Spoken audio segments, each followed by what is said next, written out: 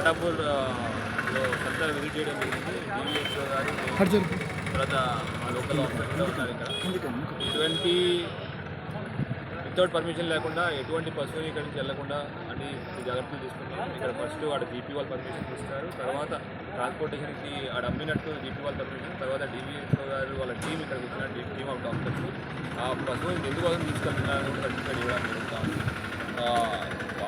అందులో ఇప్పుడు వచ్చే వారంలో మనకి బక్రీద్ ఈదుల్ అదా పండుగ కూడా ఉంది. దానికి సంబంధించి కూడా ఎటువంటి పర్మిషన్ లేకుండా ఎటువంటి పశువుల్ని ట్రాన్స్పోర్టేషన్ కానివ్వకుండా, అట్లానే ఏవైతే బ్యాన్ ఉన్నాయో కొన్ని క్యాటిల్ని మనం ఆవుల్ని సాక్రిఫైస్ చేయడం, కొన్ని క్యాటిల్ కొన్ని బ్యాన్ ఉన్నాయి.